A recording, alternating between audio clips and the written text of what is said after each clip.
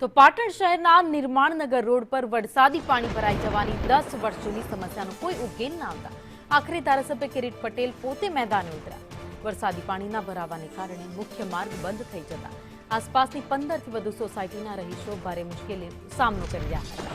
સ્થાનિક પ્રશાસન અને પાલિકાની નિષ્ક્રિયતા સામે લાલ આંખ કરી ધારાસભ્ય પોતાના અંગત ખર્ચે રસ્તો બનાવવાની કામગીરી હાથ ધરી। આ સાથે તેમણે નગરપાલિકા અને જીયુડીસીના અધિકારીઓને કડક શબ્દોમાં સંભળાવતા આ સમસ્યાનો કાયમી ઉકેલ લાવવા 10 દિવસ માટેની મુદત આપી।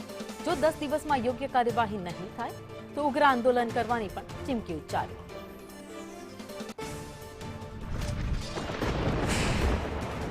હું મીડિયાના માધ્યમથી કહું છું કે આપ અહીંયા જ છો, સ્થળ ઉપર જ છો, તો તમે એક પણ નગરપાલિકાનું સાધન અહીંયા જેસીબી હોય આ જેસીબી જીયુડીસીનું ધારાસભ્યશ્રીએ નાગેશભાઈને ફોન કરીને મંગાવ્યું છે। વેટ મિક્સ પર નાગેશભાઈને ફોન કરીને કે ભાઈ તમે રોડ તોડ્યા છે ગટર લાઈન નાખતા માટે, એટલે તમે તાત્કાલિક રિપેર કરો। એના માટે થઈને નાગેશભાઈને ફોન કરવાથી જીયુડીસી અને રોહિતભાઈ જે એના મેન સાહેબ છે એમને પણ સાહેબે મારા ફોનમાંથી ફોન કર્યો છે અને સાહેબ 10 વાગ્યાના અહીંયા ખડા પગે ઉભા છે અને એમને પોતાનું પ્રાઇવેટ પાવતી તમે જોઈ શકો છો કે આ પાવતીથી એમને આખું જે ચોડિયાનું ટર્બો આવે એ ટર્બો મંગાવ્યા, બીજા 2 ટર્બા આજે મંગાવી રહ્યા છે। નિર્મલનગર સોસાયટી અને આજુબાજુના રહીશોની જે ફરિયાદ હતી, સૌથી પહેલા તો આ વિસ્તારના રહીશો અને બહેનોને અભિનંદન આપીશ કે એમને પોતાના અધિકાર પોતાના હક માટે જે રજૂઆતો કરી, મેં મીડિયાના માધ્યમથી આ વાત જોઈ, પરંતુ દુઃખની વાત એ છે કે જ્યારે બહેનો રજૂઆત કરવા માટે ગઈ ત્યારે ચીફ ઓફિસરનું વર્તન, હસવાનું, એમને કોઈ જવાબ નહીં આપવાના, એમને સાંભળવાના નહીં। એના લીધે આજે અમે અમારા વિસ્તારના કોર્પોરેટરો અને અગ્રણીઓ સાથે આ વિસ્તારની મુલાકાત લીધી છે। આ સમસ્યા નિર્મળનગરની જે સ્થાનિકોની રજૂઆત અમારા ધ્યાનમાં આવી એ પછી પરમ દિવસે આ વસ્તુનું અમે નિરાકરણ માટે એન્જિનિયરને બોલાવીને આ વિષય પતાવવા માટે રોડનું અમે કરી દીધું હતું, પરંતુ કાલે અતિ ભારે વરસાદના લીધે 3 વાગે આવી ના શક્યા। આજે નગરપાલિકાના ટ્રેક્ટર, નગરપાલિકાની રેતી, નગરપાલિકાનું જીયુડીસીનું આપણે જેસીબી એ બધી સામગ્રી આવી ગઈ છે અને સાથે અમારા પાટણના ધારાસભ્ય શ્રી કિરીટભાઈ પટેલ સાહેબ પણ આવ્યા છે અને એ પણ એમની રીતે રેત લાયા છે, એમનો પણ આભાર છે।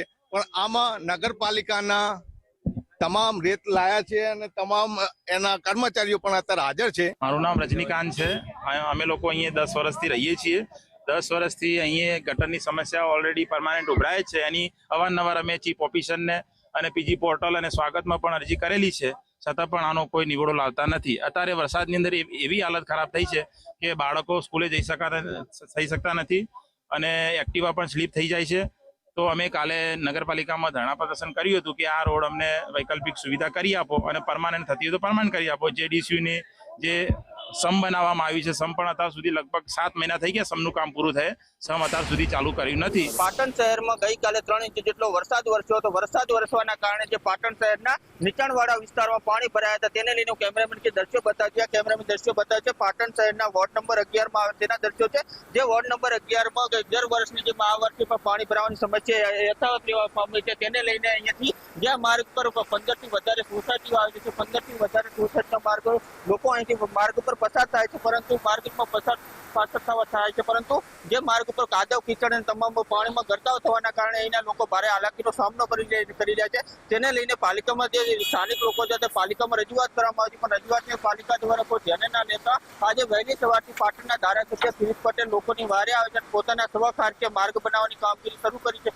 તેને લઈને ચોક્કસથી હાલ તો કિરીટ પટેલ દ્વારા પણ પાલિકા સામે ગંભીર આક્ષેપો કરી રહ્યા છે, જે કહી જાય છે કે આગામી સમયમાં જે માર્ગ છે વોર્ડ નંબર 11 થી નિર્મળનગર જવાનો માર્ગ ઉપર જે માર્ગની સમારકામ કરવામાં નહીં આવે તો આગામી સમયમાં ઉપર પોતે ચીમકી ધરણા ઉપર બેસવાની પણ ચીમકી ઉચ્ચારી રહ્યા છે। વિષ્ણુ ઠાકોર, સંદેશ ન્યૂઝ, પાટણ।